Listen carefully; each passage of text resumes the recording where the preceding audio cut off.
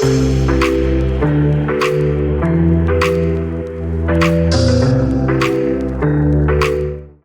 का फैब्रिक लिया है, सैटिन की कोड ली है और कुछ मैंने बीड्स ली है और साथ में हमें इलास्टिक की ज़रूरत पड़ेगी।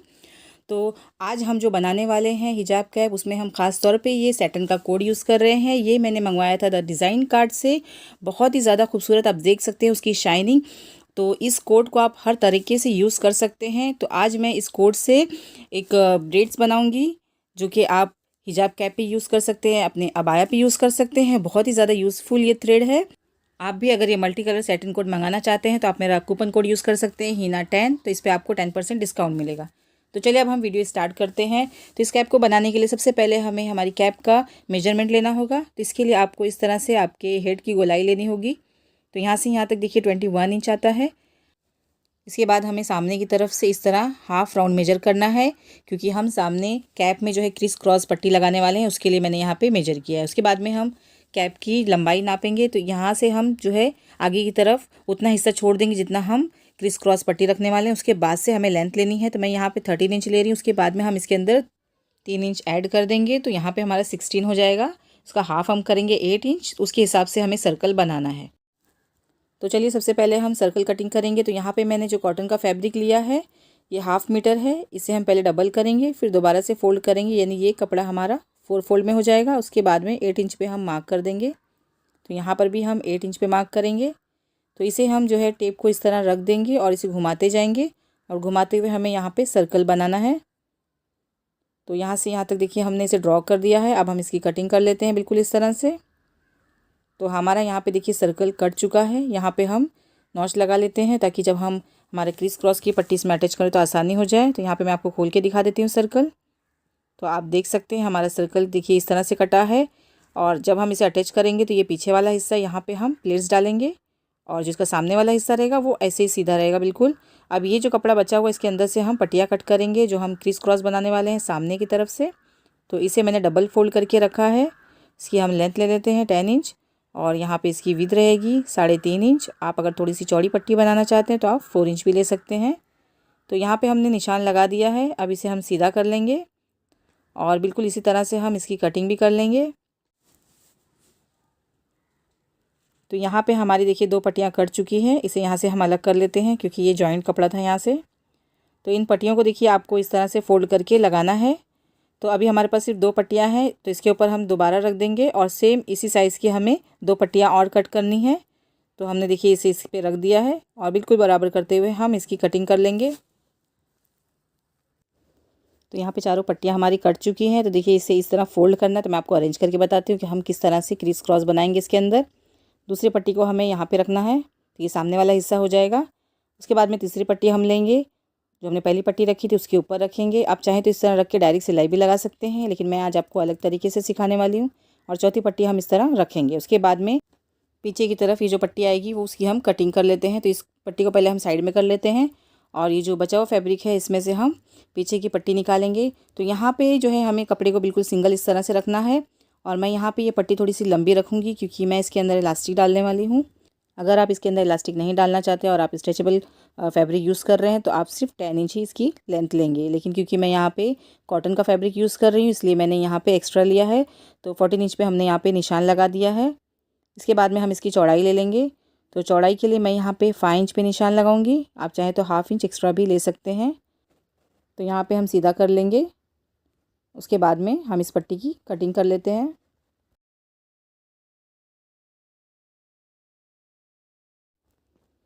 तो ये पट्टी हमारी कट हो चुकी है। इलास्टिक भी हम ले लेंगे। तो यहाँ पे मैं इलास्टिक की जो लेंथ है 3.5 इंच ले रही हूँ। आप चाहें तो थोड़ा 1/2 इंच बढ़ा भी सकते हैं। तो इलास्टिक भी हमारी कट चुकी है। अब हमें यहाँ पे ब्रेड बनानी है। उसके लिए मैंने ये 3 कलर का कोड लिया है। ये मैंने आपको पहले ही बता दिया था, सैटिन कोड है। एक तरफ से इसे टाई कर लेंगे। इसको मैंने देखिए इस तरह से 3 कलर में लिया है। लंबाई में रखते हुए हम इसे डबल करेंगे।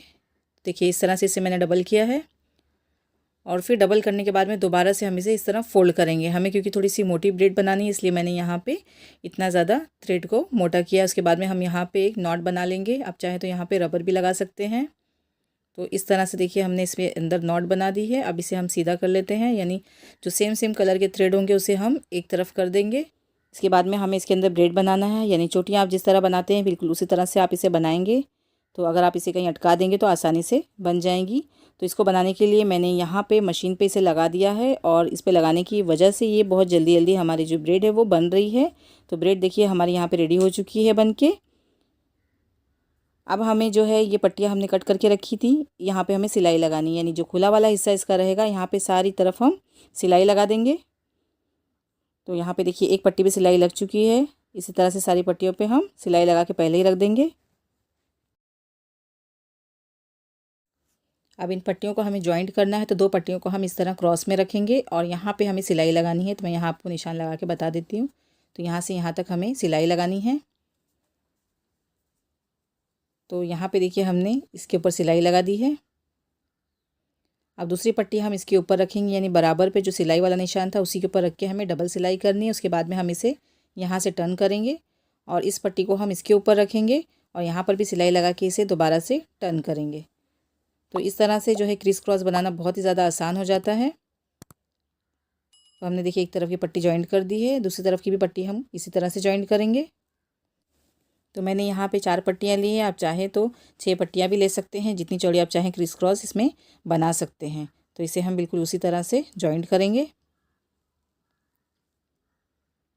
तो यहाँ पे देखिए मैंने पट्टियों को जॉइंट कर दिया है और जो ऊपर वाला हिस्सा था वहाँ पे मैंने सर्कल कट कर दिया है। अब जो एक्स्ट्रा पट्टी हमने पीछे की तरफ कट की थी उसे हमें लगाना है। तो हमें इस तरह से देखिए पट्टी को रखना है, यानी उल्टा साइड हम यहाँ ऊपर रखेंगे और पट्टियों के अंदर इसे डाल देंगे और इसके ऊपर हम इलास्टिक लगाएंगे।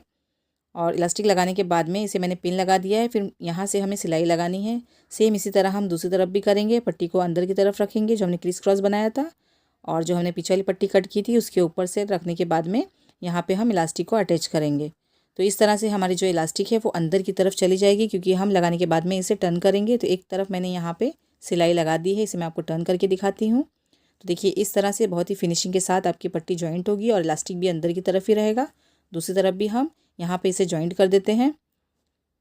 तो यहाँ पे मैंने देखिए इलास्टिक को भी जॉइंट कर दिया, हमारी पट्टी भी इसके अंदर अच्छी तरह से अटैच हो चुकी है।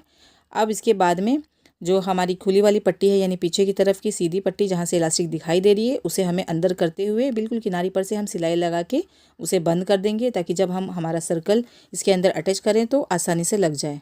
तो यहाँ पे हम इलास्टिक को सीधा करते हुए अंदर की तरफ करेंगे और बिल्कुल किनारी पर से हम इसके ऊपर सिलाई लगा देंगे। तो यहाँ पे हमारा देखिए एक बैंड की तरह तैयार हो चुका है, इलास्टिक भी इसमें लग चुकी है। अब इसके बाद में हमारा जो सर्कल है वो हम अटैच करेंगे। तो हमें जो है सर्कल को बिल्कुल सेंटर में से अटैच करना है, यानी ये जो सामने वाला हिस्सा हमारा रहेगा क्रिस क्रॉस वाला, वहाँ पे हम सर्कल को यहाँ से जॉइंट करेंगे। इसे यहाँ पे हम पिन लगा देते हैं। यहाँ से हम स्टार्ट करेंगे, उसके बाद में एक तरफ तक जाएंगे, यानी जहाँ से हमने पीछे वाली पट्टी अटैच की है वहाँ तक हम सीधी सिलाई इस पर लगाएंगे। यहाँ पर भी हमने देखिए पिन लगा दिया है। उसके बाद में दूसरी तरफ भी हम पिन लगाएंगे। तो सामने की तरफ हम प्लेट्स नहीं डाल रहे हैं, बिल्कुल इसे सिंपल रख रहे हैं, क्योंकि सामने हम इसके जो है ब्रेड लगाने वाले हैं, जो हमने बनाया है multi colour combo satin code से। अब पीछे की तरफ हमें जो है प्लेट्स डालनी है, यानी ये जो हिस्सा था हमारा इलास्टिक वाला, इसे हमें इस तरह से अब छोटे छोटे प्लेट्स डालने हैं। बहुत ज़्यादा दूर दूर हम नहीं डालेंगे और इलास्टिक को भी अंदर से हम सीधा करते रहेंगे। तो इस तरह सर्कल जो है लगाना बहुत ही आसान हो जाता है अगर हम पहले से ही बेल्ट बना के तैयार कर लेते हैं। तो यहाँ पे हम इसे देखिए सामने की तरफ पहले लगा रहे हैं, तो यहाँ पे हमने बिल्कुल भी प्लेट्स नहीं डाली है। अगर आपको सामने कुछ नहीं लगाना है तो आप प्लेट्स डाल सकते हैं।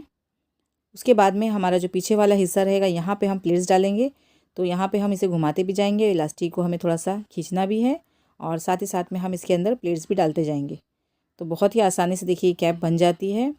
और ये लास्ट में देखिए हमारी कैप सिल के तैयार हो चुकी है। इसे मैं आपको टर्न करके दिखाती हूँ। तो आप देख सकते हैं माशाल्लाह बहुत ही ज़्यादा खूबसूरत हमारी कैप बनके तैयार हुई है और इलास्टिक की वजह से ये काफ़ी अच्छी भी है। अब इसके बाद में जो ब्रेड हमने बना के रखा था इसे हमें जॉइंट करना है। तो इसके लिए हम सुई धागा लेंगे, तो हाथ से ही हम इसे इस तरह से जॉइंट कर देंगे।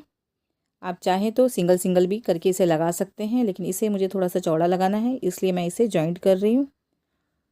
तो देखिए इस तरह मैंने इसे जॉइंट कर दिया। हमें बिल्कुल यहाँ पे इसे लगाना है। तो पहले हम यहाँ पे निशान लगा लेंगे और फिर सुई धागे से लगाएंगे। उसके बाद में हम इसके अंदर बीड्स लगाने वाले हैं। तो देखिए मैंने यहाँ पे थोड़े से लगा दिए हैं, मैं आपको लगा के दिखाती हूँ। आप चाहें तो गोल्डन बीड्स भी लगा सकते हैं, मैं यहाँ पे वाइट वाली लगा रही हूँ। तो यहाँ पे मैंने देखिए पहले एक बीड्स को लगाया है, उसके बाद में सेकंड हम लेंगे बहुत ही ज़्यादा देखिए आसान है इस तरह से बीड्स लगाना और बहुत खूबसूरत लगती है कैप जब हम इसे थोड़ा डेकोरेट करते हैं। तो यहाँ पे हमारी जो है बीड्स देखिए लग चुकी है। तो धागे को हम यहाँ पे कट कर देंगे। तो हमारी जो है हिजाब कैप ये बन के बिल्कुल रेडी हो चुकी है। आप देख सकते हैं कि ब्रेड और बीड्स की वजह से बहुत ज़्यादा अच्छी लग रही है और पीछे की तरफ भी काफ़ी अच्छी जगह इसके अंदर, अगर जूड़ा वगैरह आप आराम से इसके अंदर जो है कवर कर सकते हैं। आज की वीडियो आपको कैसी लगी कमेंट करके ज़रूर बताइएगा। उम्मीद करती हूँ कि वीडियो हेल्पफुल रही होगी।